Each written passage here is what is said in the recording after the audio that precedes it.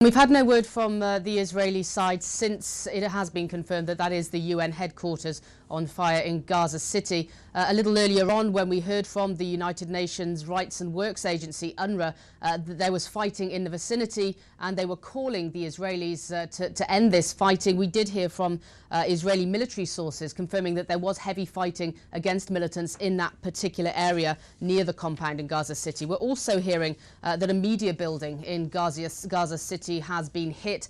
The Foreign Press Association confirming the building has been hit. It houses Reuters news agency, saying all its staff are okay, but 2 Abu Dhabi television employees have been injured and taken to hospital. And the Foreign Press Association quotes the employees within this building as saying that there were bullets entering the windows of that building as heavy fighting was raging just outside. And the Foreign Press Association calling on both sides to halt the fighting in that area immediately. Dom?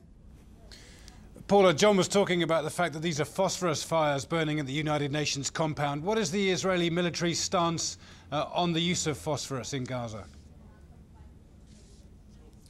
Well, the Israeli military has been, an Israeli government spokesman has been asked about this on a number of occasions and has said that Israel complies with international law. Now, of course, to use white phosphorus in a battlefield in an open area, it provides cover for soldiers and is not illegal under international law. But of course, using it somewhere which is densely populated, as Gaza is, will cause problems. Now, the Israeli military not admitting that it is using white phosphorus, just saying that it is complying with international laws and using the same weaponry that the likes of NATO and the UK and the US Army would use as well. So certainly it is a bone of contention. The fact that we've heard from Human Rights Watch, who believe that white phosphorus has been used in very densely populated areas. And of course, in an open area, there would not be so much of a problem. But if it is being used in this densely populated area, it can cause burns to civilians. And you can see John Ging believes that it was white phosphorus that actually caused partly the fire in the headquarters and in the warehouses. It is very easily ignitable.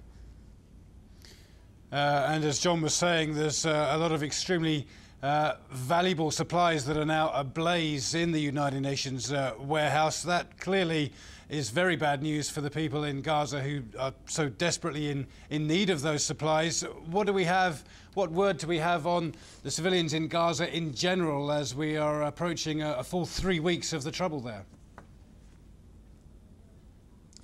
Well, to try and put it into context, in normal times, about 50% of the Gazan population of 1.5 million residents would rely on UNRWA to give them some kind of food aid. 1 million rely on aid agencies for some kind of humanitarian assistance, but these aren't normal times. It's likely that the vast majority, if not everyone in the Gaza Strip, needs some kind of assistance at this point. And certainly some areas where there has been heavy fighting, where the food distribution has not been able to get through, they need food, they need fresh running water, there's very little electricity.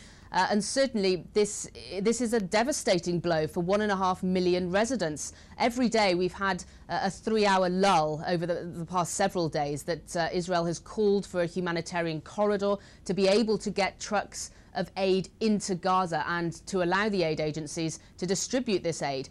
Aid agencies, including UNRWA, have said repeatedly 3 hours is not enough. Logistically, it is impossible to try and distribute this aid in just 3 hours to get the staff where they're needed. And of course, often this lull has been interspersed with fighting, heavy fighting at times, with explosions, with rockets coming into Israel.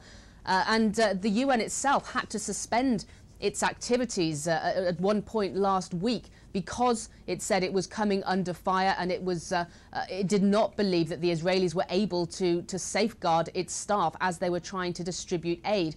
So certainly there would be more aid than normal in that warehouse, because there were a couple of days where the UN was just simply not able to get the aid to the people who need it. So certainly it's a huge blow.